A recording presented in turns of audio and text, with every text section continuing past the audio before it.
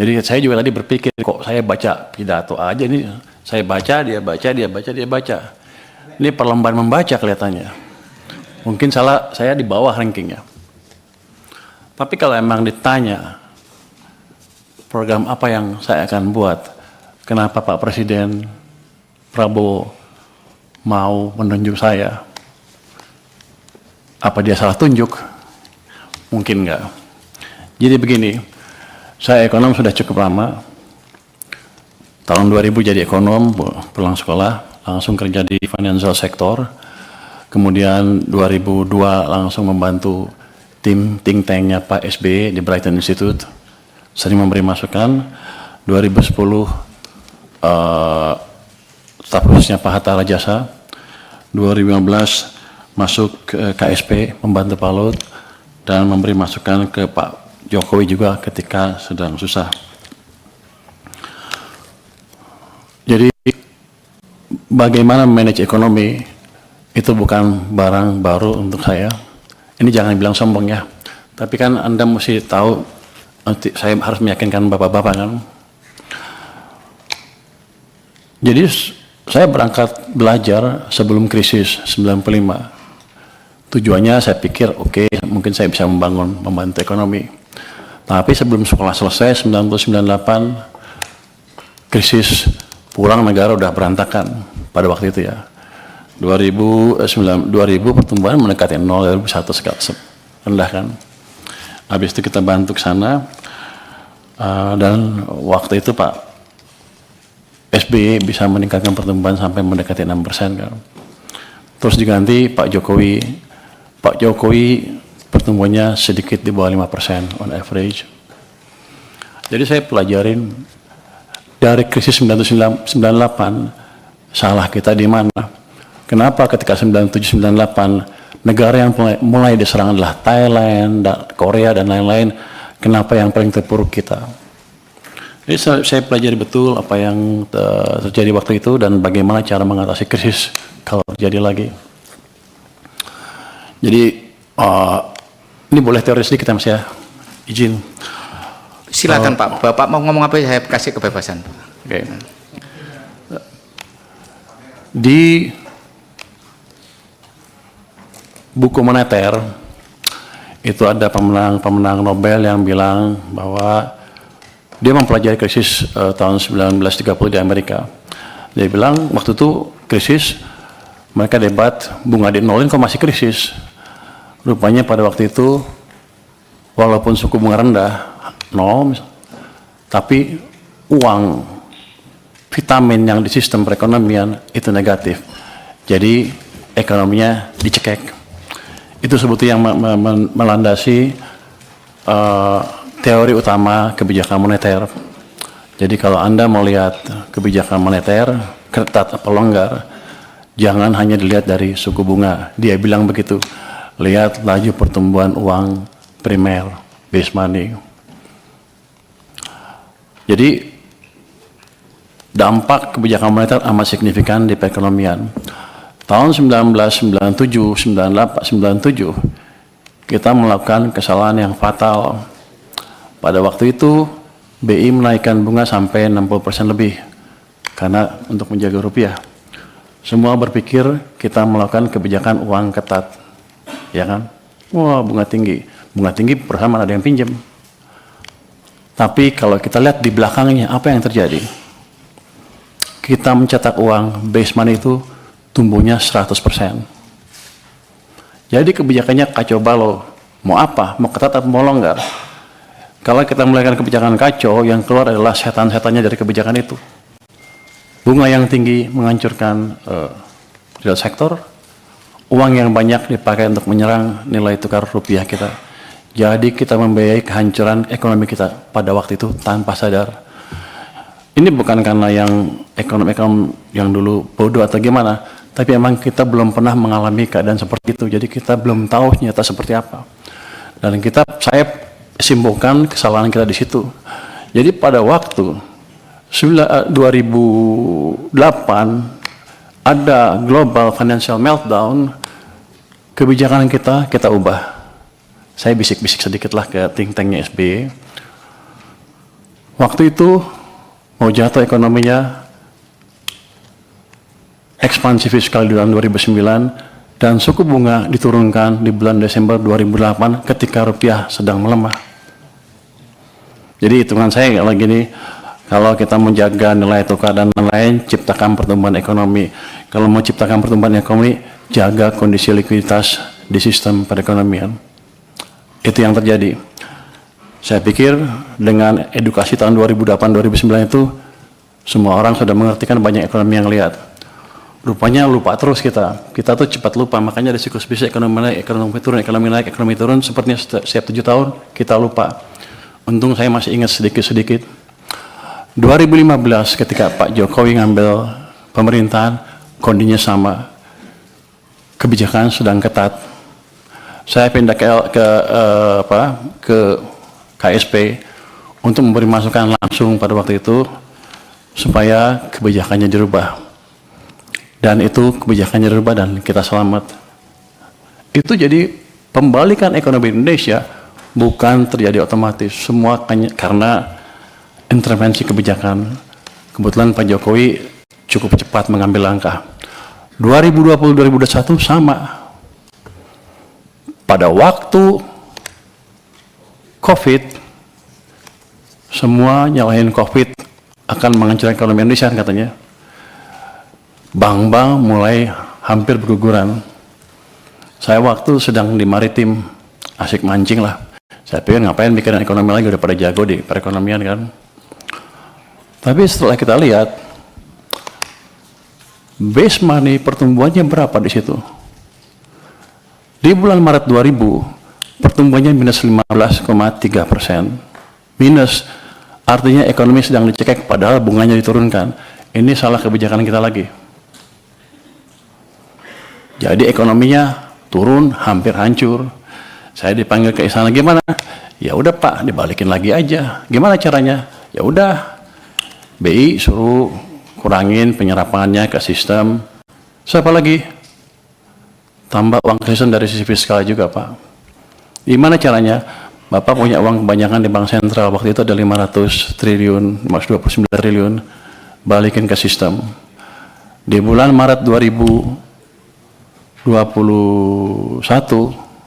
Mei 2021, dipindahkan uang sebesar 300 triliun dari BI ke sistem perbankan.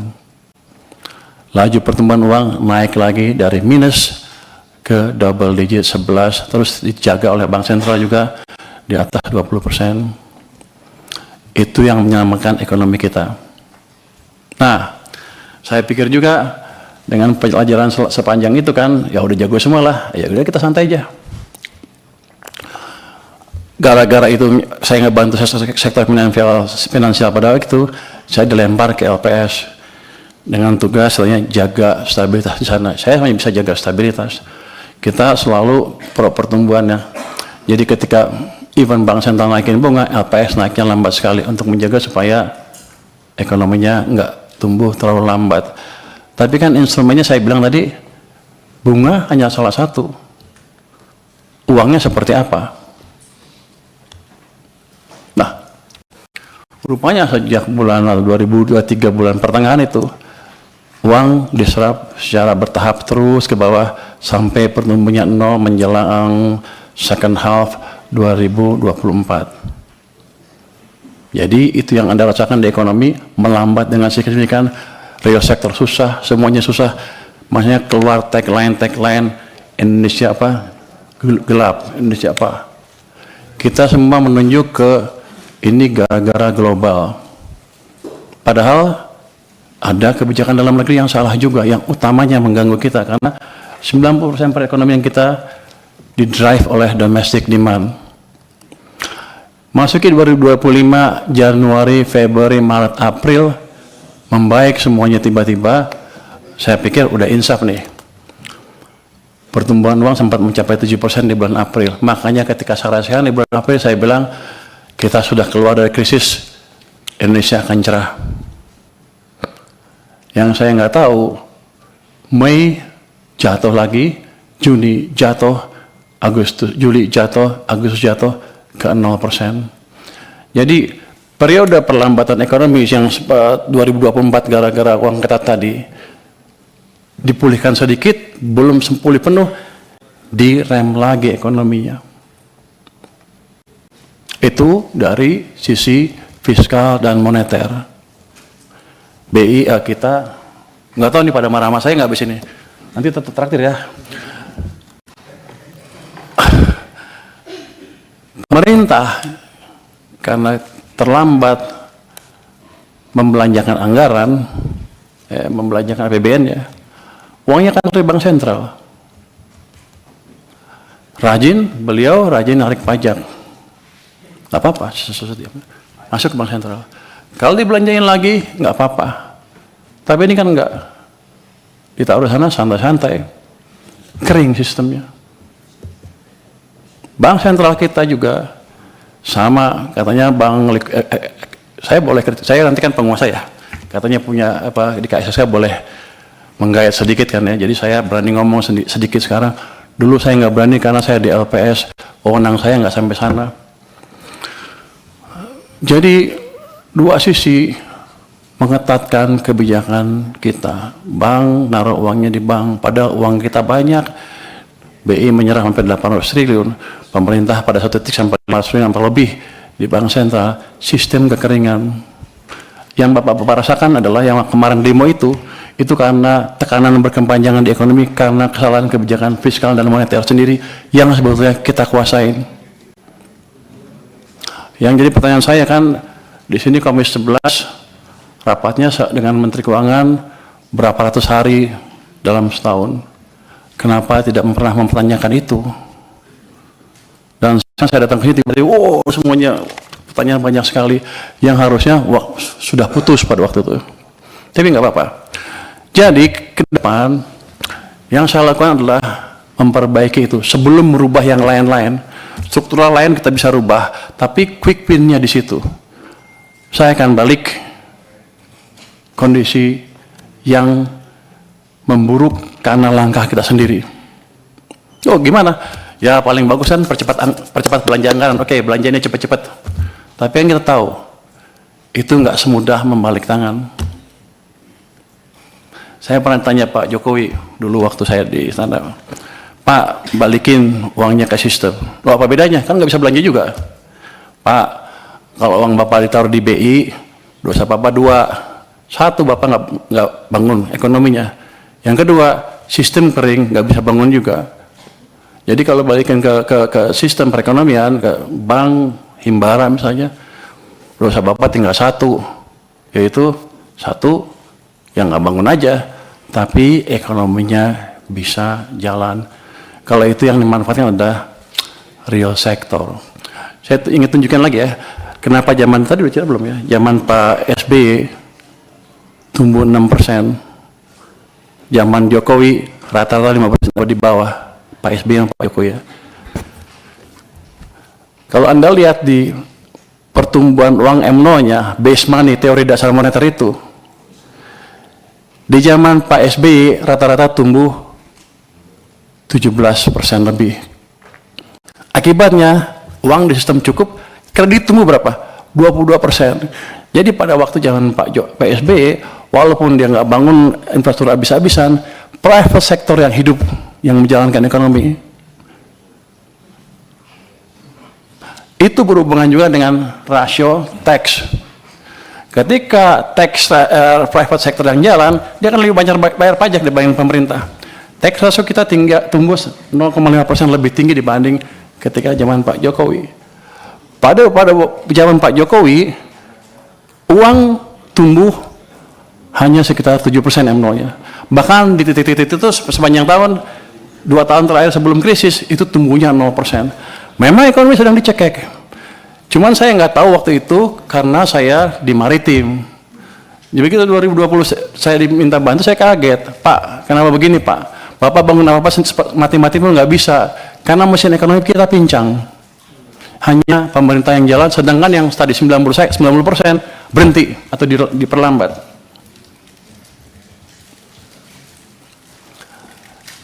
Zaman Pak Prabowo juga bisa sama. Ini sekarang masih baru. Kalau pemerintahnya masih lambat belanjanya dan mencekik perekonomian juga dari sisi lain, dan moneternya juga sama, maka akan lebih buruk dibanding yang 2 zaman sebelumnya. Dua mesin mati. Jadi tugas saya di sini adalah menghidupkan kedua mesin tadi, mesin moneter dan mesin fiskal. Nanti saya mohon restu dari parlemen untuk saya menjalankan tugas itu. Langkah pertama sudah kami jalankan. Saya sudah lapor ke Presiden, Pak, saya akan taruh uang ke sistem perekonomian. Berapa? Saya sekarang punya 425 triliun di BI cash, besok saya taruh 200 triliun. Sudah jalan belum? Sudah jalan belum?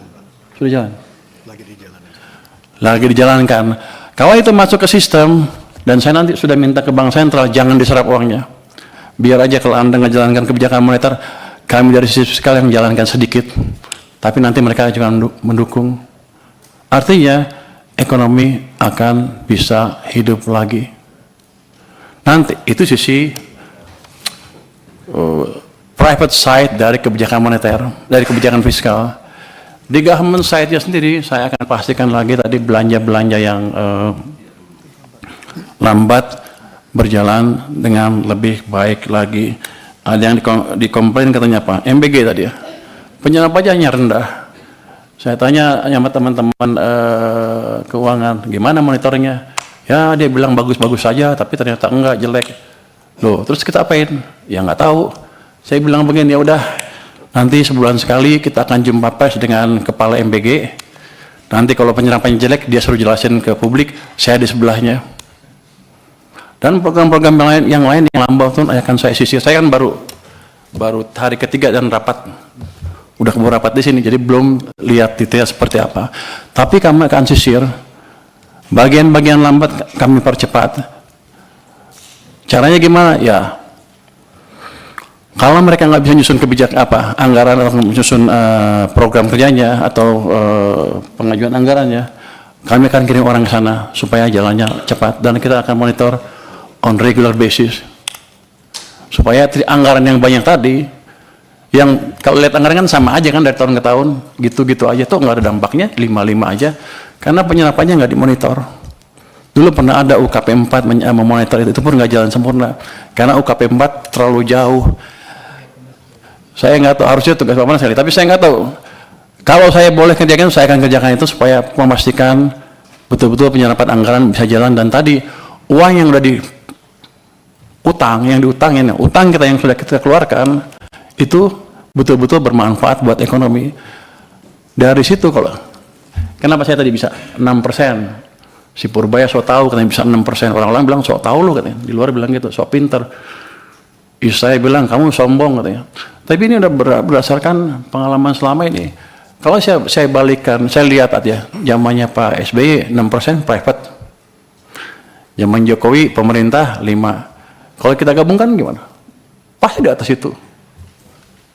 Itu adalah langkah simpel saja yang jangka mungkin nggak terlalu panjang untuk bisa kita lihat dampaknya. Mungkin nggak secepat 6.5, 6.7 saya bilang. Tapi gerakan ke arah sana sudah terbuka lebar kalau kita biarkan private sector bekerja. Jadi gini, saya termasuk yang percaya bahwa agen-agen ekonomi itu mempunyai otak sendiri. Daripada pemerintah nggak mungkin mengontrol semua agen ekonomi untuk berjalan. Tapi saya ciptakan kondisi di mana mereka berpikir dan berjalan dan bisa tumbuh, bisa berbisnis dengan situasi yang ada. Itu yang ingin kita ciptakan. Nanti setelah itu ada, baru tadi program-program investasi. Ini kan nggak lama lah saya beresin. Nanti setelah itu tadi yang di bottlenecking akan kita kerjakan Pak Hekal untuk investasi. Saya dulu pernah jadi, saya nggak tahu, boleh nggak gitu Kemenkuan. Nanti saya bentuk tim aja di Kemenku. Saya dulu pernah menjadi wakil ketua tim di bottlenecking di zaman pemerintah sebelumnya. Ketuanya pada waktu itu Pak Yasona Lawli dengan beberapa Kemenko. Itu kita sidang setiap minggu, Senin 7 kasus kita putuskan. Saya mecahin 300 kasus dilaporkan ke kami, kita pecahkan 193 kasus investasi berhubungan dengan investasi sebesar 890 triliun.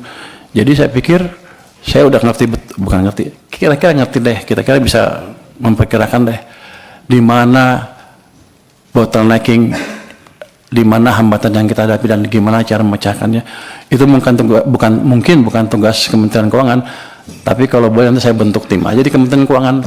Kalau yang lain tidak mau, tapi mungkin saya usulkan ke kementerian yang lain, Menko dan lain untuk membuat itu lagi. Jadi